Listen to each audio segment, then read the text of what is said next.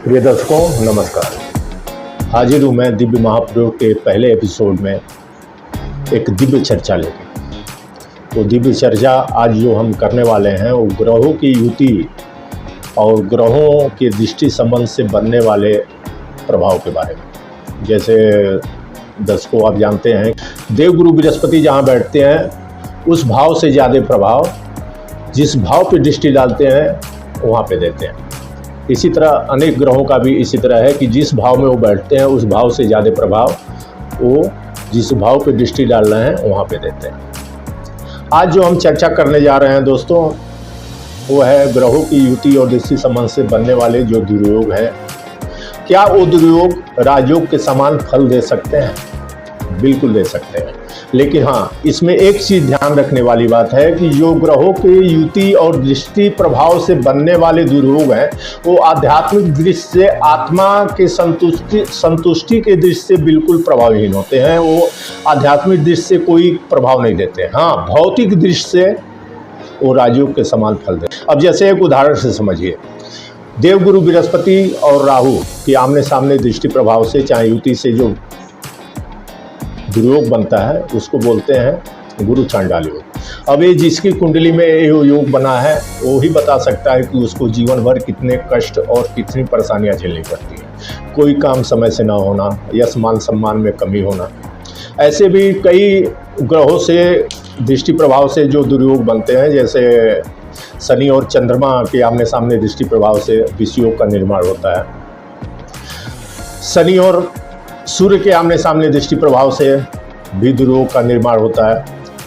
उससे भी मान सम्मान में कमी, कोई भी काम समय पे ना होना, पिता से संबंधों में कमी। शनि और चंद्रमा के आमने सामने प्रभाव से जो विषयोग बनता है जिंदगी भर वो जातक मानसिक तनाव डिप्रेशन का शिकार रहता है। लेकिन उससे भी भौतिक दृष्टिकोण से अगर देखें तो राजयोग के समान फल लिया जा सकता है। अब जो उदाहरण मैं दे रहा हूँ राहु और गुरु का, गुरु चांडाल योग का। अब दर्शकों इसमें समझने वाली बात यह है कि दो शत्रु ग्रह आमने सामने बैठ के जब उनकी दृष्टियां आपस में मिलती हैं तो वो एक दूसरे के समान एक दूसरे के गुणों को अपने अंदर समाहित कर लेते हैं और एक दूसरे के समान सोचना भी शुरू कर देते हैं। अब एक उदाहरण है कि हम और आप आपस में शत्रु हैं। हमारा और आपका घर बिल्कुल आमने सामने है। हम रोज एक दूसरे को देख रहे हैं, लेकिन ऐसा तो नहीं होता ना कि एक दूसरे को देखते ही दो दुश्मन है तो तुरंत तलवार निकाल लिया एक दूसरे पर अटैक कर दिया। ऐसा बिल्कुल नहीं होता। आपको हराने के लिए मैं आपके समान सोचूंगा और मुझे हराने के लिए आप मेरे समान सोचना शुरू करें। अगर नहीं सोचेंगे तो हमें हराएंगे कैसे? वही हाल बिल्कुल ग्रहों की दृष्टि प्रभाव में भी एक फार्मूला लागू होता है। देवगुरु बृहस्पति और राहु जब आमने सामने होते हैं तो गुरु राहु के गुणों को भी ग्रहण करते हैं और राहु गुरु के भी गुणों को ग्रहण करता है। अब एक कमाल देखिए, राहु क्या है? राहु तिक्रम, रहस्य, धोखा। गुरु क्या है? ज्ञान, ऊंचाई के कारक, धन के कारक। अब जरा सोच के देखिए, देवगुरु बृहस्पति के ज्ञान में उनके धन में राहु का गुण आ जाए, यानी अगर वो तिग्रमी हो जाए, रहस्यमयी हो जाए, धोखेबाज हो जाए तो क्या गुल खिलाएगा? वही मैंने कहा आध्यात्मिक दृष्टिकोण से तो बिल्कुल ये राजयोग काम नहीं करता, लेकिन भौतिक दृष्टिकोण से इस कलयुग में बिल्कुल ये राजयोग ये दुर्योग राजयोग के समान काम करता है। आप हमारी बात समझ रहे होंगे। जैसे देवगुरु बृहस्पति ज्ञान के कारक, धन के कारक, ऊंचाई के कारक, अगर उनमें राहु का गुण आता है तो वो छल, प्रपंच, धोखा, तिक्रम से धन और ज्ञान कमाना शुरू कर देगा। उस ज्ञान को वो धोखेबाजी, तिक्रम में और रहस्यमयी बनने में, रहस्यमयी विद्याओं में यूज करेगा। जितने भी बड़े बड़े ठग हुए हैं, जितने भी बड़े बड़े गैम्बलर हुए हैं, जितने भी बड़े बड़े धोखेबाज और धोखा दे के धन अर्जित किए हैं, उनमें योग बिल्कुल बना होता है। आप कोई भी कुंडली इन लोगों की उठा के देख लीजिए, उसमें गुरु चांडाल योग, गुरु और राहु की युति या गुरु और राहु के दृष्टि प्रभाव का ही कमाल होता है। अब एक दूसरा उदाहरण, शनि और चंद्रमा के आमने सामने दृष्टि प्रभाव से, ये बोलते तो हैं इसको विषयोग, लेकिन इस विषयोग का भी अपना एक भौतिक दृष्टिकोण से बहुत ही राजयोग के समान फल देता है। अब शनि क्या है? अंधकार के कारक। शनि क्या है? निराशा।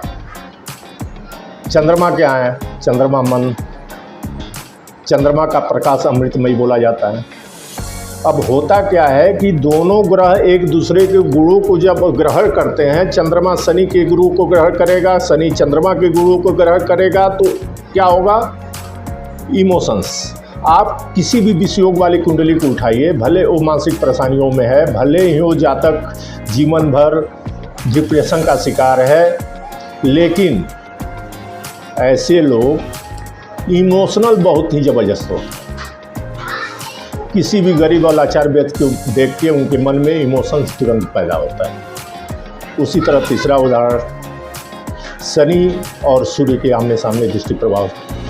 शनि और सूर्य के आमने सामने जो दृष्टि प्रभाव से दुर्योग बनता है, जिसके कुंडली जिस जातक के भी कुंडली में दुर्योग है, उसको जिंदगी भर मान सम्मान की कमी, पिता से संबंधों में कमी, ये सारे कुछ तो होते हैं, लेकिन ये दुर्योग राजयोग के समान भी फल देता है इस भौतिक दृष्टिकोण से। इस कलयुग में शनि और सूर्य का आमने सामने दृष्टि प्रभाव से बनने वाला दुर्योग बहुत ही बड़ा राजयोग बन जाता है, क्योंकि ये कलयुग है। कलयुग में आध्यात्मिकता से ज़्यादा हम भौतिकता की तरफ जाते हैं, भौतिक सुखों की तरफ जाते हैं। और सूर्य और शनि के आमने सामने प्रभाव से बनने वाला दुर्योग मान सम्मान में कमी तो लाता है, पिता से संबंधों में कमी तो लाता है, लेकिन अगर भौतिक दृष्टिकोण से देखें तो जितने भी बड़े राजनेता, जितने भी बड़े चर्चित, समाज में चर्चित धन्ना सेठ, अगर उनकी कुंडलियों को उठा के देखें तो उनमें ये दुर्योग बना हुआ है शनि और सूर्य के आमने सामने प्रभाव का। सूर्य क्या है? जनता के कारक। सूर्य क्या है? समाज, सरकार के कारक, आत्मसम्मान, आत्मविश्वास के कारक। शनि क्या है?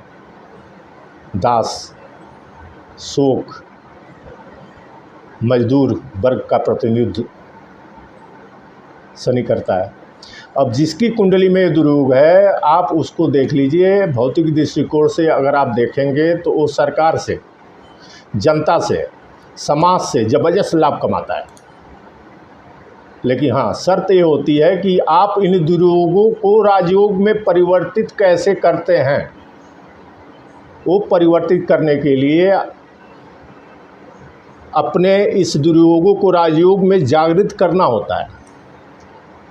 उसके बारे में हम आगे किसी एपिसोड में विस्तृत चर्चा करेंगे। आज वो हमारा विषय नहीं है। आज विषय है दुर्योगों को राजयोग में हम कैसे बदलें, कैसे परिवर्तित करें, वो कैसा फल देते हैं, कैसे परिवर्तित करें, इसके बारे में हम अगले एपिसोड में चर्चा करेंगे। आज कुंडली में बनने वाले दुर्योगों को राजयोग में कैसे, वो राजयोग के समान कैसे फल देते हैं, उसके बारे में हमने चर्चा किया।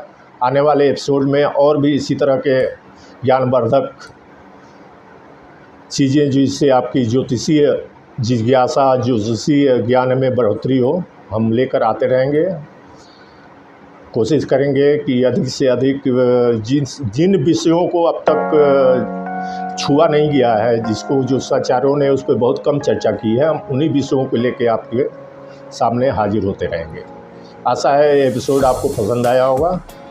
नमस्कार।